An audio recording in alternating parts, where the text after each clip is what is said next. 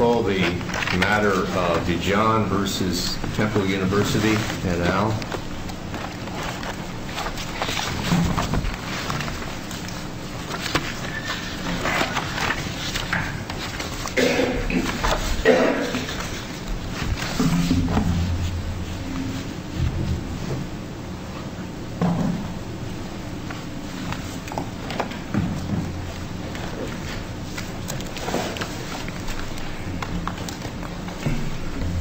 Tucker.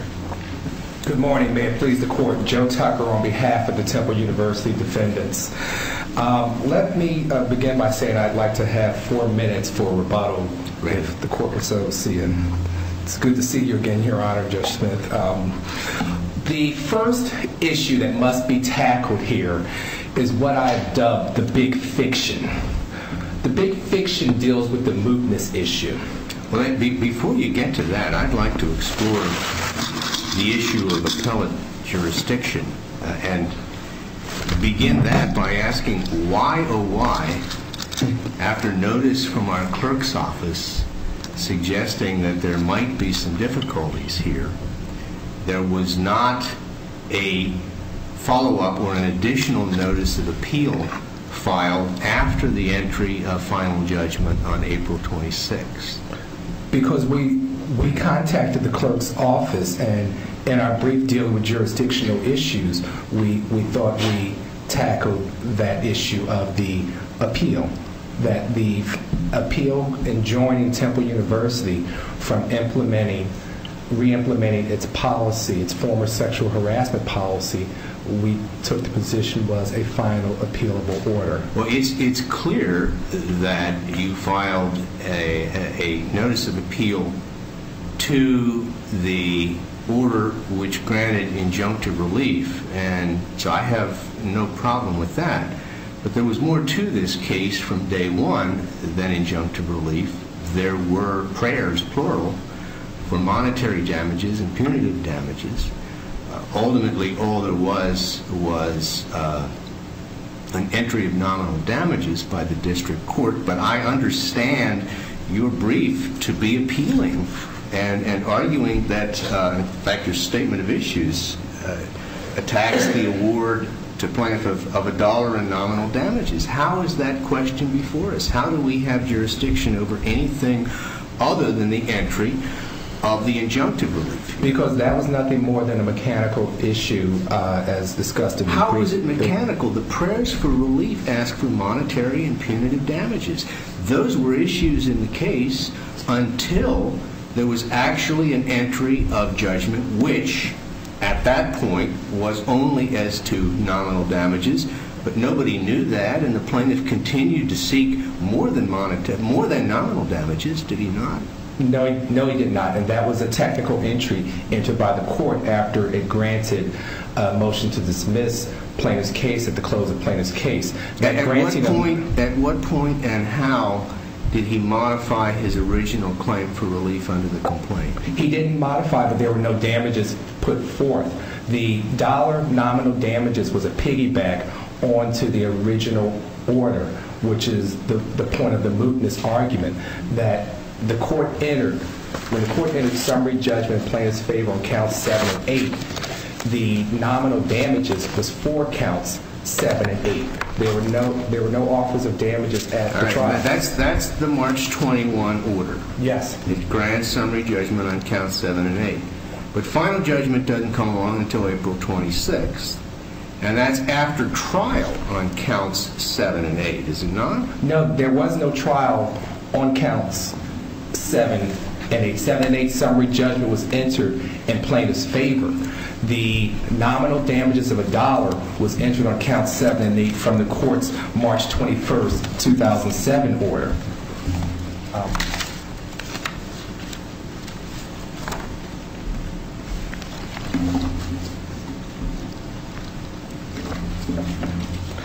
If you look at the record at page 11, that's the final judgment. Yes, it says that count 7 and 8 judgments entered again in the amount of $1. And there was no trial on counts 7 and 8. 7 and 8 was simply the judgment that the court entered when it entered the March 21st, 2007 order.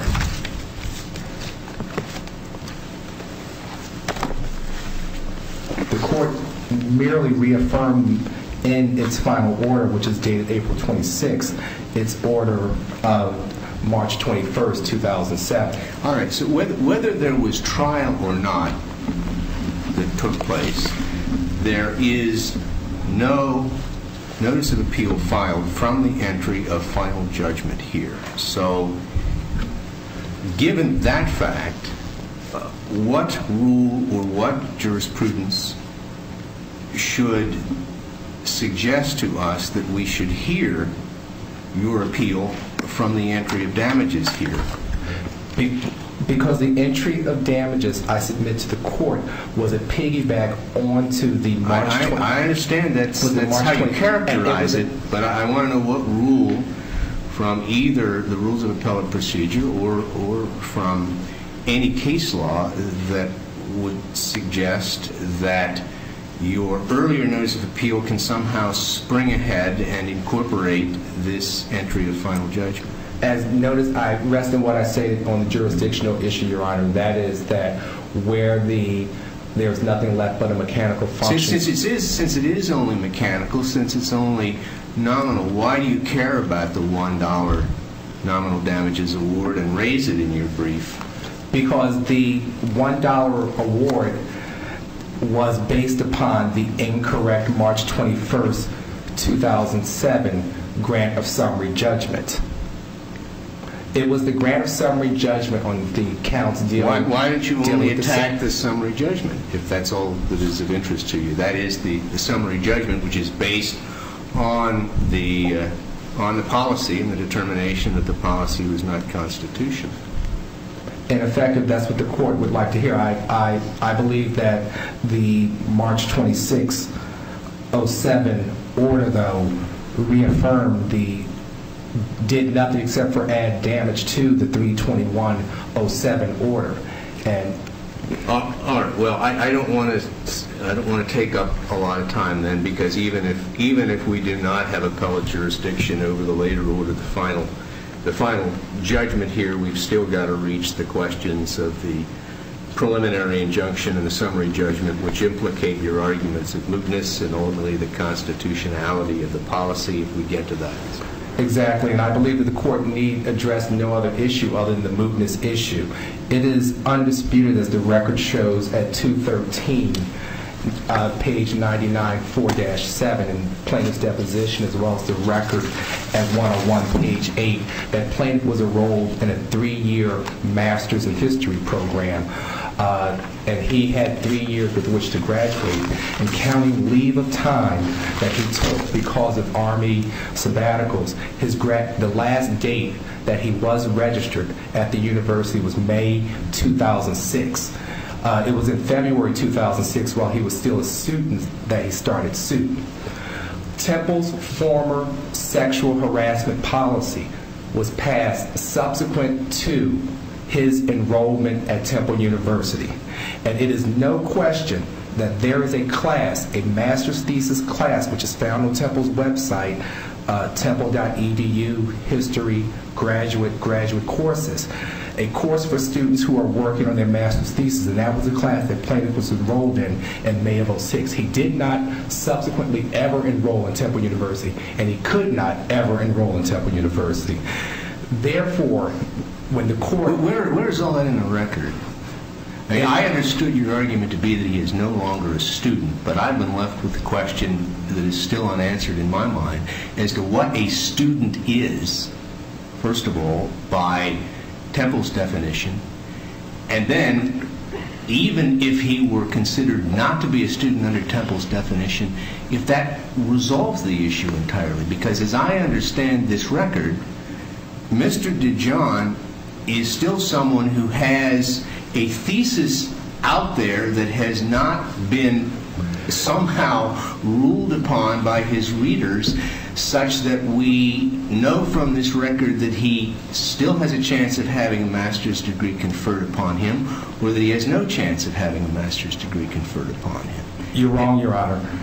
Mr. DeJohn does not have a thesis out there anywhere. You just cannot submit a thesis and then not enroll in school. You have to be enrolled in at least a one-credit course, a master's thesis course that what Mr. John formerly was enrolled in. Temple's program, and the record does show this, you have a time with which to complete your master's thesis. He has not been dealing in the past with a reader and a second reader of his thesis, and in fact even having conversations or negotiations, if you will, with them about what more has been expected of him? Not since May 2006. But has he been told that we will not discuss this further with you, this is absolutely rejected? Correct, and he has been. Yes, where can we find that? Where can we find that in the record? I'm sorry, it's in the excerpts in his depositions as well as the excerpts dealing with the stipulated facts. Where? That he submitted a thesis that he concedes that the final thesis he submitted was not approved, and that was in the semester of May of 06, and his deposition transcript shows that. Will you provide us, if you can't do it right now, with the exact citation to the record, because I haven't seen that. And are you saying the fact that it wasn't approved means that that's final and it will never be approved? There seems to me to be a big difference between we don't want to hear from you anymore, you're discharged from school. One of the things I was looking for was, I thought under Temple's policies there would have been some indication that he was discharged as a student, either by graduation or some other form of discharge. It's automatic provision. It's not argued in this case that Mr. DeJohn had more than 3 years to complete his master's thesis. That is not disputed. Counting his leave of absence that he took to serve his time in the Army, his 3 years expired in May of 06, and there's no dispute about that. When did he submit the thesis? When he started submitting the thesis in 2005. It was wholly. And he claims that in 2005 he wasn't getting a fair shake. He claims that the manner in which his thesis was evaluated violated his First Amendment rights in 2005. Are you suggesting that if in fact that's true, and they were violating his rights in 2005, as long as the university just sat on its hands through May of 2006 and ran out the clock, that there's no problem, that the case could become moot that way? The problem with that argument is that very issue was decided at trial. And at trial, that issue that he said that we retaliated against him or that we acted somehow inappropriately did not make it past the motion to dismiss. So his whole bogus argument that there was some type of conspiracy against him because he was a serviceman or because he said something fell by the wayside and did not pass the muster of the motion to dismiss. We're talking about mootness right now, and it's your obligation here to demonstrate to us why this is moot.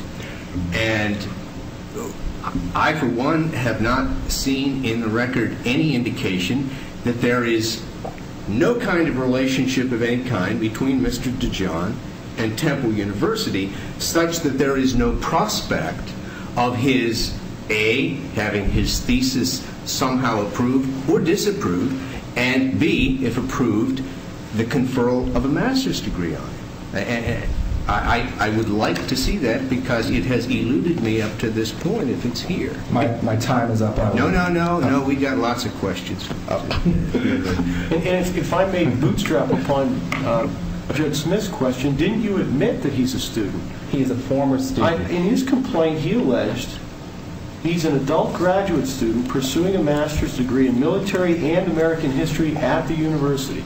That's page 28 of the appendix. Your answer, filed September 21. Admit it. At that point, we did not know. At the last time, when he filed the complaint in February of 06, he was a student at Temple University. At that point, when we filed the answer to the complaint, we had no understanding that he had not registered at that point. Well, was there ever any sort of curative filing made? I mean, that's an admission. You're admitting in a pleading that he's a student. He's a graduate student. There is the stipulated facts that the last time that Mr. DeJohn was enrolled at Temple University was for the May 06 semester. He has never been enrolled at Temple University since May of 06. Enrolled in coursework. You have to be enrolled in a course to have your thesis reviewed. The university, you have to be enrolled in at least one course. But he's finished his coursework. Yes, but then you must be enrolled in a course master's thesis. So he couldn't come back next week and ask his readers to take another look at his thesis? His coursework is completed. He could not resume discussions with them about completing the work on his thesis? That is correct. He would have to be enrolled in a class, a one-credit class master's thesis, in order to have his thesis reviewed. The university. Okay, so could he come and say, I want to enroll in that one-credit class to get my thesis reviewed? No, because the time period for him to obtain, you cannot just hold out forever the time period for your to obtain your master's thesis. There is no dispute by plaintiff, and they will not stand up here and dispute that there is an absolute time period that you must complete your master's thesis by. And knowing that his time period was ended in May of 06, he started suit February of 06 saying that there was some type of discrimination or retaliation, which was clearly decided by the district court there was not. But his argument rests on the premise that the reason he didn't complete the master's thesis is because his constitutional rights were violated. But he was wrong, and the district court found that he was wrong. He does not say, if you're talking about counts 7 and 8, Temple University's sexual harassment, former sexual harassment policy, he does not say that that impaired his ability from writing his master's thesis or giving an appropriate master's thesis. He said that the reason why he didn't do an appropriate master's thesis was because of animosity or discrimination by Drs. Emmerman and Irwin. He only said that Temple's former sexual harassment policy was never applied against Mr. DeJohn. But isn't he making a facial attack as well as a broad? Yes, he's making an overbroad attack, which is Supreme Court. Well, he's making a facial attack. Yes. Facial attack. And the Supreme Court, in the various cases that it's looked at dealing with student sexual harassment or conduct codes as our sexual harassment policy, has never struck down a school code on overbreadth standards. But is that why you're saying his facial attack is moot? That's going to the merits. No, I thought you were going to the merits. I apologize, Your Honor. The mootness argument still stands, and that stands because in May of 06, that was his last semester, it was never applied to him while he was there. And it cannot be later applied to him because he can never enroll in the university again because he has finished his period as a master's student. Well, there are actually two prongs to the mootness argument, and let's assume that solely for argument purposes here that we don't agree with Temple's position that there is and can be no further relationship between it and Mr. DeJohn, be it as student or otherwise, which means then you must demonstrate to us otherwise to carry the day on your mootness position that the district court was wrong here in its determination that there is nothing to prevent Temple from restoring the policy, right? Correct. All right. And that has been your position. And we have within this circuit some jurisprudence on that. That is on the issue of non-recurrence. And the burden is on you to demonstrate that, and it's a pretty heavy burden. In U.S. versus Government of the Virgin Islands, which you don't cite, but which Mr. DeJohn does, Judge Becker wrote that, as the United States points out, voluntary cessation does not automatically render the case moot. And then he goes on to talk about the standard. The standard for determining whether a case has been mooted by the defendant's voluntary conduct is stringent. A case might become moot if subsequent events made it absolutely clear that the allegedly wrongful behavior could not reasonably be expected to recur. Now, that's language that Judge Becker quotes from the Supreme Court, U.S. versus concentrated phosphate. That sounds to me, in my view, of characterizing it almost like a presumption, the functional equivalent of a presumption, and a damn strong presumption, too. What have you done to overcome that standard as Judge Becker characterized it? Let me first begin by saying that courts have also recognized that a student's graduation from a school or a student's leaving a school generally moots a claim without the showing of the heavy burden that Judge Becker has discussed in the Virgin Islands case. I do acknowledge that that is good law, but I also acknowledge that there is another avenue also which courts have discussed dealing with... There's not another avenue in terms of what your burden is. There may be other factual situations in other cases. And that's your burden. And that's what the courts have talked about. They have not gotten to Judge Becker's Virgin Islands, but I will get to it because I do want to answer your question. Why was the district court wrong here? Why was Judge Dalzell incorrect in the provision of his February 1st, 2007 order? There is now nothing to prevent Temple from restoring the policy to its previous wording. I think, Judge, what Judge Becker is talking about in that case, though, does not relate to what the courts have said about school cases. But the heavy burden that is shown has been shown by Temple University, took a very contemplative in passing the initial sexual harassment policy.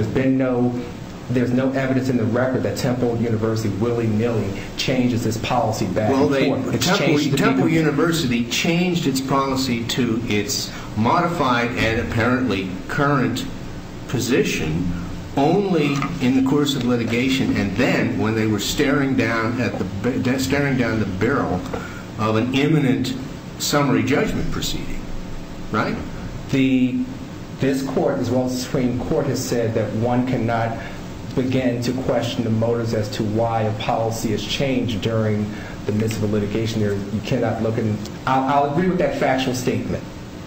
Let me begin with that. I agree with that factual statement. But this court, as well as the Supreme Court, has said that you cannot begin to look into the motives of a entity changing its policies pending litigation, because you then get into a whole second tier of litigation. Well, assuming even that we're not looking at motives and only looking at the prospects of the future, why should this court, Mr. Tucker, not be concerned, as Judge Dalzell was, with the prospect of recurrence when you or Temple University does not even appear to take this court's Sachs decision as one that ought to bind us, or at least as applicable to this case. The attack on Sachs, which remains very good law in this circuit,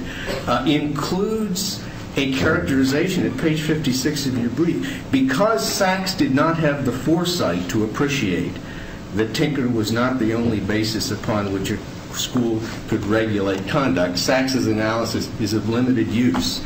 That certainly suggests to me that there might be a prospect here that Temple would think Sachs has nothing to say to the old policy or the new policy, and so with this very stringent test, this virtual presumption, as I've characterized it, why shouldn't we just assume Temple could go back? Because subsequent to Sachs, and what Temple does take the position is Sipanowski also limited Sachs. And I understand now Justice Alito's opinion, Sachs is good law in this circuit, but Sipanowski is equally good law. And if we want to get into the distinguishment between Temple's policy, Sachs and Sipanowski, I'm ready to do that also, because that deals with the whole Tinker analysis and whether or not Tinker applies here, and which of the many standards that Tinker laid out in its opinion applies in this particular case. What you just said, Mr. Tucker, may very well be a strong argument, but doesn't that undermine your mootness argument? Because, as I understand Judge Smith's question, the problem you have here is that you're continuing to challenge the margins here, and the case law indicates that when someone is continuing to assert challenges and you rely heavily on Morse, the last term Supreme Court decision, that's indicative of a will to return to the old policy and to scrutinize carefully developments in the law so that you can make that move back to the old policy. I think what it's indicative of is what the courts have recognized, that is when schools and universities are drafting policies, they're not penal codes, and they don't need to be the exactness of a penal code. And this court, the Supreme Court, for years have given great deference to schools and universities in drafting policies. And what you see in Temple's policy and what you see in its position about its former policy is a constant evolution of keeping up with the case law and understanding, as Tinker said, the special circumstances of the school. And this court is continuously, and the case law is legion, where courts defer to these types of issues to colleges and universities on how to give discipline. And I just want to know where we are now in the question. I guess my point is that I agree with what you just said. These matters evolve and new case law comes, and we're constantly reevaluating the state of the law, but that seems to me to undermine your argument of mootness, because the notion of mootness is that this matter is final, it will not recur, and what you just said about staying on top of developments seems to me to indicate that Temple has a desire to revert back to the old policy at the first opportunity that it may see fit. Quite to the contrary. Okay. I apologize. No, go ahead. Quite to the contrary. I think what you see in Temple's constant evolution, even when you read George Moore, the general counsel and secretary to the board's deposition, he says that they were keeping up with the law when the Supreme Court recognized Title VII sexual harassment, when Title IX. These guidelines were taken by the EEOC. What this was Temple's attempt, as well as Temple's application of Title VII and Title IX sexual harassment. Temple was in its... And the district court said that was erroneous. It went too far, violated the Constitution. I think what the district court mistakenly did was cherry-picked terms out of Temple's sexual harassment policy, which was there's never been an allegation that has been misapplied. There's never been an allegation that some student has said that their speech has been suppressed. There's never been an as-applied application. And when looking at this, I think if you look at Mr. Moore's deposition, you see that Temple was interpreting its sexual harassment policy consistent with Title VII and Title IX to eradicate the dual purpose that it has a dual capacity here. It's both a Title VII employer and a Title IX college, as most colleges and universities are, because Temple employs students as well as students at the university. And the court has also said it gives great deference to the drafter's interpretation and application of its policies. And what you see in these special circumstances, and I quote that from from the Tinker case, is that there was never a misapplication of Temple's former sexual harassment policy. It is not a speech code. It is a policy designed to eradicate conduct that this court and the Supreme Court has said interferes with a student's right to obtain equal access to education. Mr. Tucker, in fairness to you, and because we are well beyond the clock and we're going to go farther beyond the clock, we want to give you an opportunity to address the merits as well, because if you, for argument purposes here, were not to carry the day on mootness,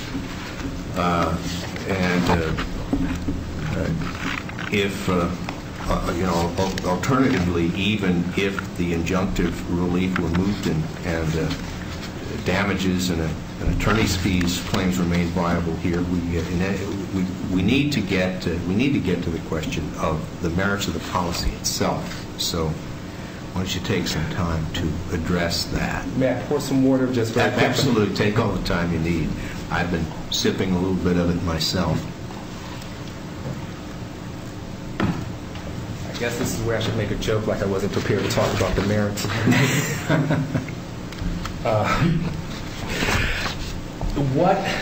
distinguishes this policy from other hastily written policies is the knowledge, the specific knowledge of Temple University and the knowledge of the college and university community that sexual harassment greatly interfered with students' ability to obtain all the opportunities of college university.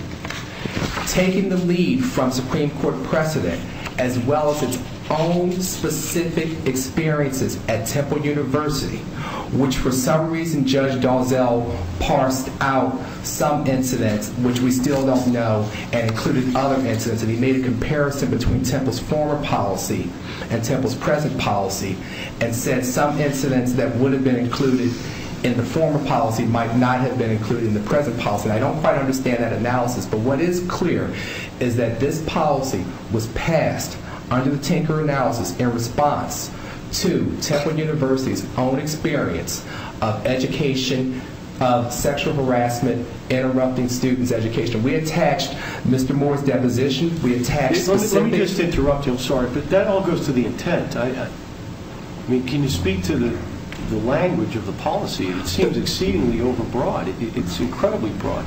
And what are the differences, really, in any material way, between this policy and the policy at State College High School struck down in Sachs? If the court recalls that Sachs was a civility code, and the court looked at Sachs, the purpose of Sachs, and this is a sexual harassment policy.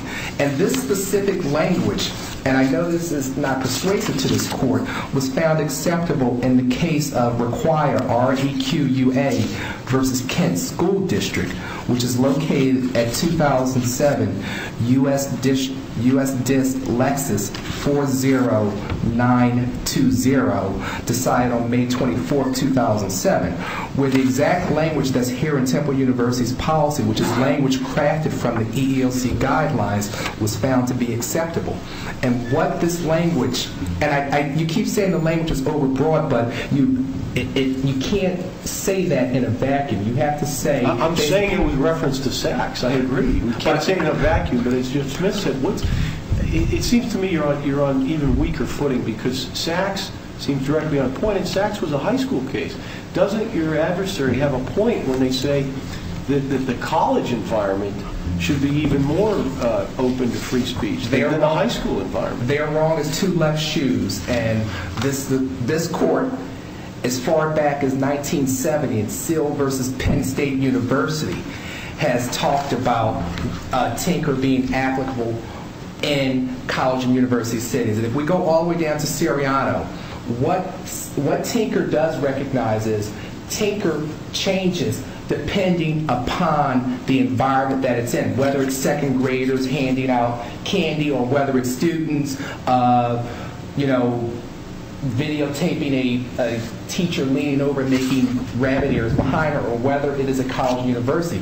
Tinker is flexible enough that it applies in each of those situations, but you have to look at what Tinker requires, and what this court and every court that's looked at Tinker said you must apply it on its own specific facts. I believe Sipanowski even says that in another situation. Well, Sipanowski says that school administrators have more leeway in the type of code they impose than universities do. Right? Yes, but what Sipanowski also said was, in a different context, the Sipanowski policy may not have been appropriate. But Sipanowski says that universities have to be more careful in what they impose than schools do, right? Yes, and Sill versus Penn State University says these limitations, talking about limitations of conduct, and I'm quoting, these limitations in some instances may be more appropriate on a university campus than in the non-university society because of the selected purpose and special characteristics of the school environment referred to in Tinker. It says courts do not and cannot intervene in the resolution of conflicts which arise in the daily operation of school systems and which do not directly and sharply implicate basic constitutional values. The judiciary must exercise restraint in questioning the wisdom of specific rules or the manner of their application, since such matters are ordinarily the prerogative of school administrators rather than the courts. So you're saying we should ignore Sipniewski? No, I'm not saying you should ignore Sipniewski. What I'm saying is that the court should recognize the long line of cases coming from the Supreme Court as well as this court, which leads. But there's a line of cases that say universities are places where the students must have the opportunity to think, to inquire, and that's why there is a different standard for a code in a university than there is a code in a middle school or a high school. And I'm saying, isn't that what Sipniewski says to us? And Sipniewski says, as well as Tinker says, that... Doesn't Sipniewski says that although speech codes are disfavored under the First Amendment because of their tendency to silence or interfere with protected speech, public secondary and elementary school administrators are granted more leeway than public colleges and universities. I agree that that is an absolute correct statement of the law. But what and so shouldn't we pay attention to that? Yes, and because you do, that's why you look at Temple University's experiences. No, because it has to be more careful with its code than high schools and middle schools. I disagree with, I respectfully disagree with that. Well, that's what the language says in the case, isn't it? Do we ignore that? That is not what the import of the language is. It certainly is what the import, that public secondary and elementary school administrators have to be more, can be more strict. We give them more leeway. Yes, but the language also says that in the university setting, courts have also said consistently that in the university setting, we give deference to administrators also, and we do not require them to draft with the carefulness of a penal code their conduct policies. Ignore Sipniewski. I'm saying... Look, we've discussed this enough. Yeah. You know, I think we need to move on to something else. Can I quickly, though, I want to... I think we need to move on to something else. Okay, if you take a look at the case Norton versus East Tennessee State University, the Sixth Circuit. If you take a look at the case Alabama State Party out of the 11th Circuit. If you take a look at Jenkins versus Louisiana State, which is Grambling College out of the 5th Circuit, as well as Bayless versus Maritime out of the 5th Circuit, dealing with Southwest Texas State University, as well as Widmar and Vincent by the Supreme Court and Healy and James, you'll see that every one of those cases has consistently applied Tinker and the Tinker analysis in dealing with codes of conduct. And this, I must be clear, this is not a speech code, this is a sexual harassment policy, and that fact cannot be lost on the court. And to require universities to draft these policies with exacting language to come up with the various types of problems that may arise in a college university, I believe is to put a burden too heavy on a college and university. They must be left with some leeway because of the numerous situations that may arise in any day, in any classroom, in any classroom setting. And that's why in this particular case you have to look at the general meaning of these terms, the general meanings of these terms as described by the EEOC, which is where Temple University's policies language tracks. Well, and as did to a great extent the language in Sachs too. Yes, I do not disagree. But I think what you have with Temple is a long history of non-suppression of speech by sexual harassment. Some credit must be given to the drafters' application of that policy. And I think what is clear by this is that Temple University has required both the subjective and objective component as noticed by the EEOC in its further guidelines, because this language does come from the EEOC guidelines. If you look from the EEOC guidelines, which Temple has construed as policy consistent with Title VII and Title IX, the subjective and objective component is there. All right. Well, I think we understand your position. Obviously, we've kept you at the lectern well beyond the red light. The good news all of counsel should always take from that is that it certainly suggests we've carefully read your briefs, we've looked with interest at the record, and we're engaged in the case. So, and we'll have you back on rebuttal. Just one final note on the Tinker before I come back on rebuttal. I still do not concede that the district court was correct with its only application of Tinker is a substantial material interference. I believe there was still a question of fact, but I believe Tinker laid out, as my brief points out, Tinker laid out several different bases for a institution to pass a sexual harassment policy. And one of those bases is the interference with the rights of others. And that was one of the bases that the district court failed to look at. If you look at the interference rights of others, which is specifically recognized in Tinker, unless this court is willing to say that Tinker is not applicable in colleges and universities, which I don't think the court is suggesting, but what Tinker does specifically acknowledge, and what other courts have said, that one of Tinker's bases is the interference with the rights of others. And Judge Hardiman, I believe you talked about how I went on about Morrissey. Morrissey is important. Well, I think you've now gone beyond the one additional point that you wanted to take up, Mr. Tucker, so you'll have rebuttal. Mr. Kellum? Good morning, Your Honor. May it please the Court, my name is Nate Kellum, and I represent the appellee, Christian DeJohn. For the exact same reasons this court espoused in Sachs v. State College Area School District, the Temple sexual harassment policy, as it read before January 15, 2007, is plainly unconstitutional. Well, you jumped all the way to the merits. Do you have anything to say that would help me at all with the questions I've raised about appellate jurisdiction over the final order that was entered here? Certainly, Your Honor. We would agree that there is no appellate jurisdiction on the issue of nominal damages. I think that's to be set down from injunctive relief. But as far as nominal damages, what I would point out to the court is in the record, page 7. This is the order in which the judge ruled on summary judgment, the March 21, 2007 order.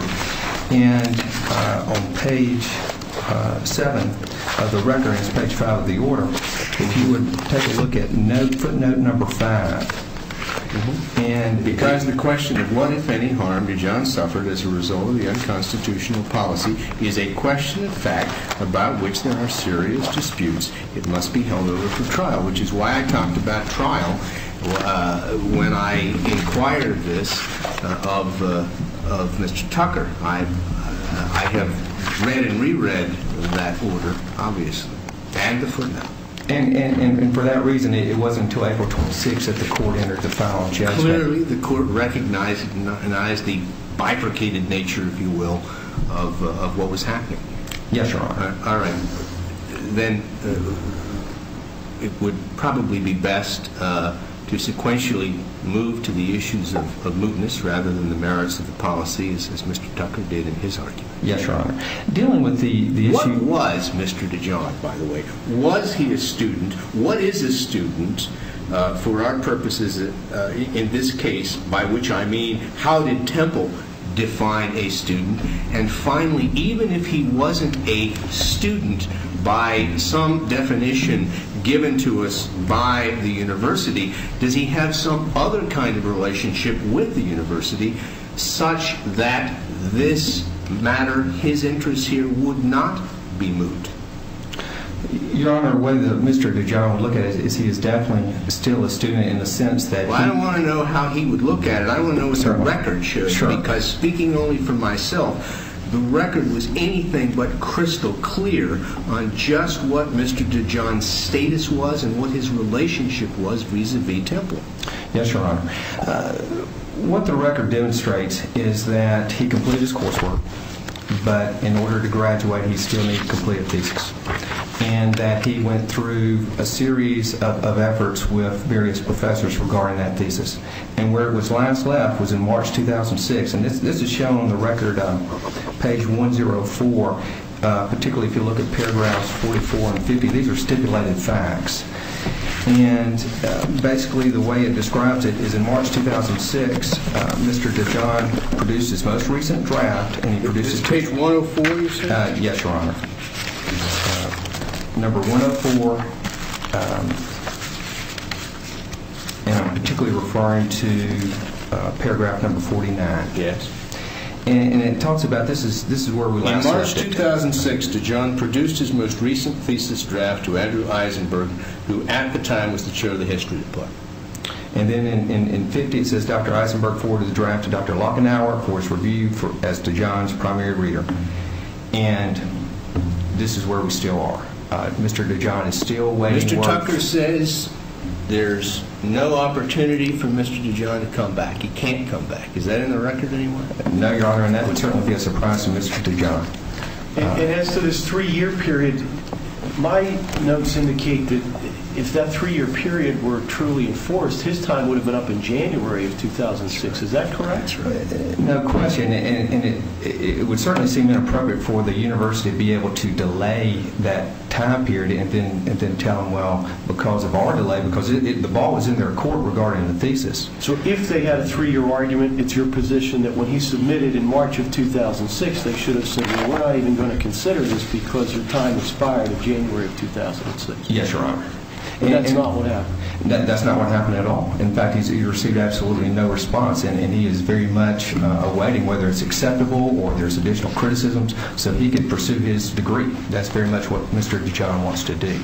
And so as far as that particular issue, we don't believe that serves as a basis for mootness at all, because whether you call him a student or whatever he's classified, still he has a continued interest in obtaining his degree at the university. By that comment, would you agree then that simply saying he doesn't meet a definition of student, if that exists out there somewhere, does not definitely or does not, without more carry the day for Temple University? He may have some other relationship short of what they style as a student, but still that relationship is such that he has interests that have not been mooted here. Certainly, because it would apply to anybody within the realm of the Temple community, which he certainly would be part of. So for that reason, I don't believe Temple's able to carry the day at all in respect to mootness. Now, another issue that Temple brings up is the fact that they have a new policy in January 15, 2007, which does deal with the precise concerns. And it does, and it has, and you haven't attacked at any point the new policy. No, Your Honor. You're satisfied, if you will, with the new policy. In fact, it deals directly with the issue specified in Sachs, and that is the purpose prong in which it would allow someone to curb expression as it would relate to the speaker's motivation, that they eradicated that aspect of it, and also the prong dealing with creating an intimidating or hostile or offensive environment without specifying that there would have to be of severity, pervasiveness, and objective offensiveness.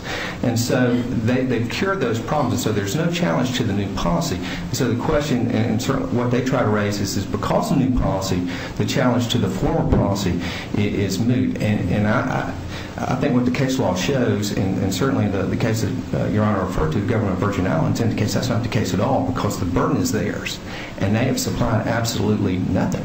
I mean, there is nothing in the record indicating that there's not an inclination to revert back to that. If this court was to find even if there was something, the burden is what it is, and it's a very, very high burden. It's referred to as stringent and heavy. Stringent.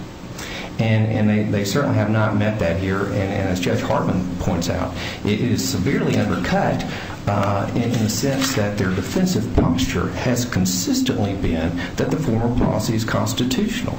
That they not only defend the constitutionality of it, they defend, and they go to great lengths in this regard, they defend the need for it.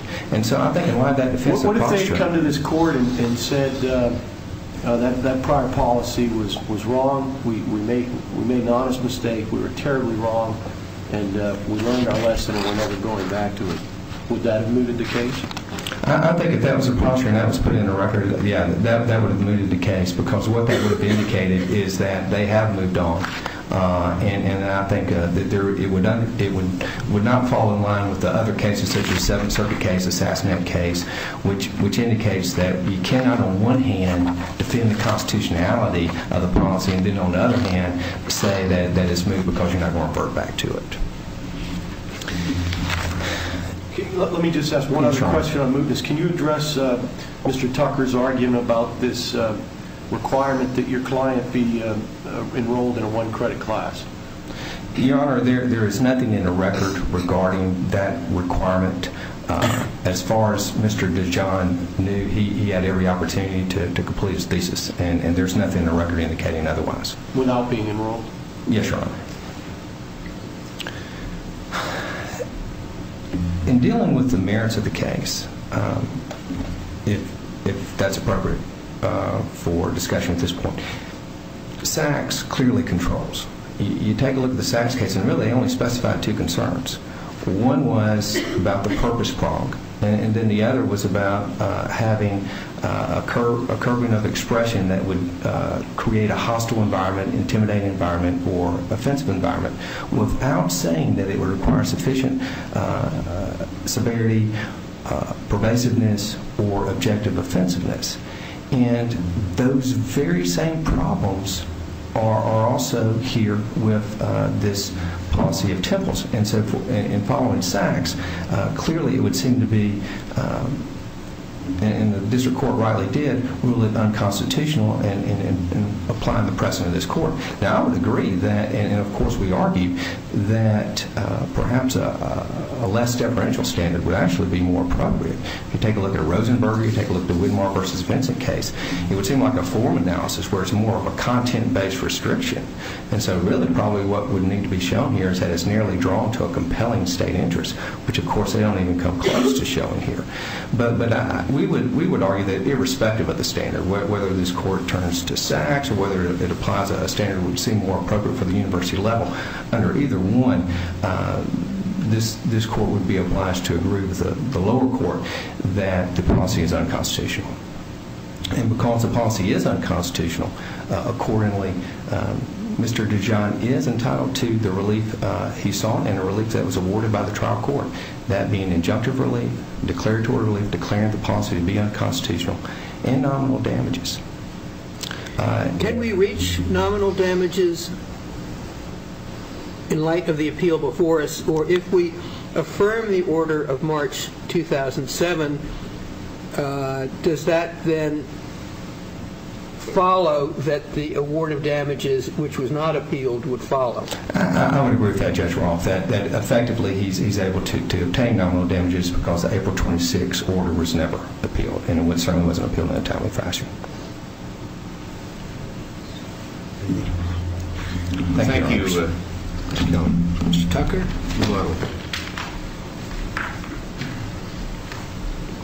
Judge Roth, just addressing your point, I agree that if you affirm the district court's grant of summary judgment on counts 7 and 8, you of course then don't touch the nominal damages, because it's our position that that was a bootstrap onto the motion for summary judgment. But under plaintiff's theory that he was a student, anyone that was once at Temple University who paid tuition at one point in time is forever a student.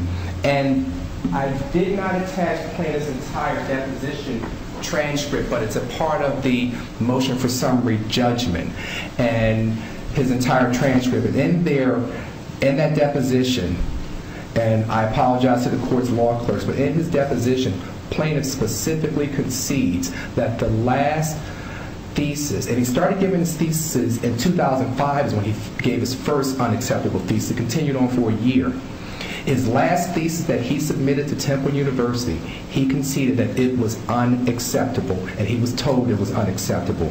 But let me turn quickly to the record at page... Unacceptable, however, does not end the discussion. The reality of graduate education is that many people go a long time before they achieve a graduate degree. There are people who remain ABD, all but dissertation, for long periods of time. Perhaps they never complete. Sometimes they do. Often they do. But what that means is there is an oeuvre out there. There is a body of work that has been done, and it may not be complete, but that still bears the potential of being completed, and therefore providing an opportunity for the student to eventually obtain the graduate degree. So, I mean, we want to know what is in the record here that would suggest that there was an absolute bar to Mr. DeJohn such that his draft master's thesis, which we have every reason to believe exists in some form, albeit incomplete and or unacceptable, might not be modified, improved, polished to the point where he can advance it once again and seek from Temple the conferral of a master's? Because it is a 3-year program. And even those people who are ABD, they are registered for one class. And a PhD dissertation is different from a master's thesis. And even when you're ABD, you're still registered for 1-credit dissertation class, as no different than you're registered for a 1-credit master's thesis Where in the class. record does it say that? Are you just telling us what the policy is, or is there something in the record that... I'm going to read to you what I just have from the record, and we're going to have to exist with what it has. But on record at 101, at paragraph 8, a stipulated fact: all coursework and other requirements must be completed within 3 years from the date of admission unless a leave of absence has been granted.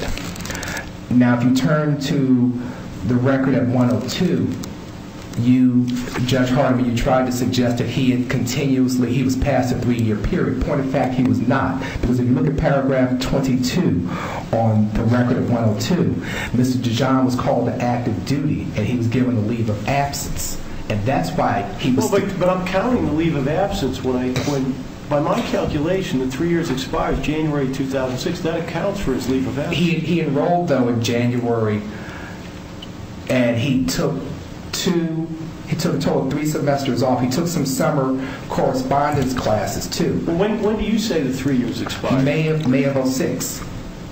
And if you look at the record at 104, paragraph 51, he concedes DeJohn is not currently registered as a student at Temple University and has not been registered since spring semester 2006. If you take a look at the record... That does not, of course, by its terms, preclude re-registration. But, Your Honor, I respectfully disagree. If you look at the record of 213, at paragraph 99 of his deposition, lines 4 to 7, this is a 3-year program, not a 4-year program. 213 in the record, and what page of the depo? Page 2, the record 213, lines 4 to 7. There are 4 depo pages set forth. Yes, and reduced. page 99. Thank you. Deposition paragraph 99, lines 4 to 7. Mm-hmm. And when you read the record of 213, lines 4 to 7, in conjunction with the record at 101, paragraph 8, all coursework and other requirements must be completed within 3 years from the date of admission unless a leave of absence has been granted. Under your scenario, respectfully, Judge Smith, a university such as Temple University would expend its resources and times of its professors taken away from other classes reviewing theses of students who are not registered and who are not paying for the benefits of the university. And Mr. Tucker, my problem, though, is that I might agree with you. I might concede you carry the day if we were dealing at a different level in a regime where the preponderance of evidence standard applies. But we're not. We're right now addressing this within the context of mootness and discussing it subject to that very stringent standard that exists and which requires you to come forward and demonstrate that it's absolutely clear that there can be no recurrence. We're dealing with something very, very different here. Well, I was dealing with the first part of the whole student issue. I'll deal with the second right now. But so that we're... Well, I have on the student. Yes. You do acknowledge that there was a period up to May of 06 when DeJohn was a graduate student at Temple University working on a thesis if we affirm the district court, when the unconstitutional policy was in effect. It was in effect, yes. We do not concede that the sexual harassment policy, though, and Well, that's you've answered my question. You can go on to the next. You don't concede it was unconstitutional, but you've answered my question. So here's what you have answered my question. So don't worry about it. The point cannot be, I cannot step away from the podium. I know I'm way past my time without having the court understand that each of these various cases say, if you look at the whole cases with the Confederate flag cases and the swastika cases, starting with West v. Derby, you can't take automatically a policy in one context and say it's automatically constitutional in the other context. Tinker requires that you analyze the prior history of the particular college and university. That's why Sachs does set forth the standard. Sachs says language similar to Temple University.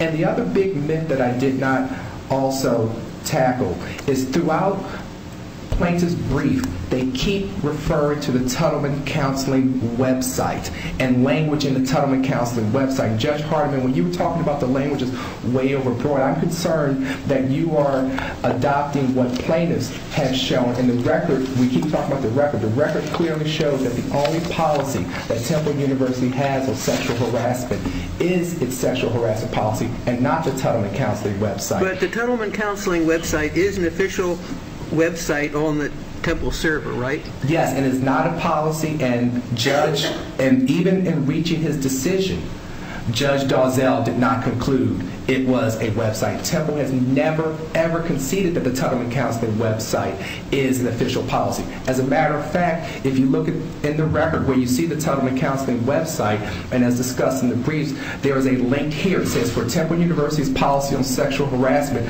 click here, link here. They then, plaintiffs, went into all the language in the Tuttleman Counseling website and gave that to you, Judge Hardiman, in another big fiction, the same big fiction that he's a student. None of the language in the Tuttleman Counseling website is at issue here. The only language that is at issue here is Temple University's former sexual harassment policy, which tracks the language of the EEOC, which I implore this court, it must look at Temple University's prior experiences. And Judge Smith, you're stuck on the fact that Temple University may revert back to its former policy, and that the fact that I'm not stuck on that or any fact, and I may have unfairly confused you with my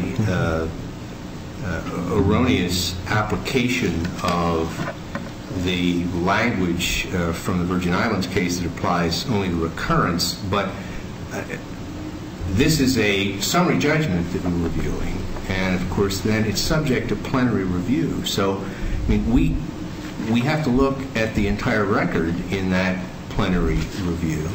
And that was and you've cited us to a number of portions in the record, but and we're going to have to pretty much use this inquiry subject to my colleagues' possible additional questions at the point where we end the argument.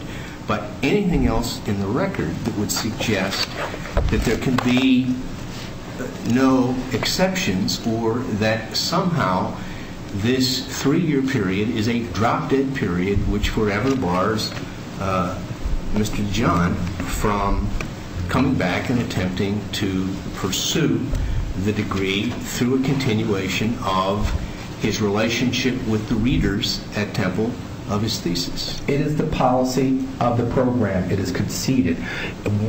In academia, schools and universities are permitted to set guidelines, and for one reason or another, Temple University has set the guideline for its Master's in History program to be a 3-year program unless a leave of absence has been requested. Mr. DeJohn does not dispute that those were the requirements. So if he tries to enroll in that one credit course for the summer, he can't do that? He cannot enroll because the time period for him to complete the program has expired. Where does it appear in the record that in the form of a categorical statement like that a person cannot reapply? The categorical statement comes from Mr. DeJohn that he only has 3 years to complete the program. That's the only categorical statement. Mr. Tucker, thank you very much. Again, we've kept you at the podium beyond the red light. It is never a problem. All right. Thank you very much, counsel, for your helpful arguments in this very interesting case. We will take it under advisement.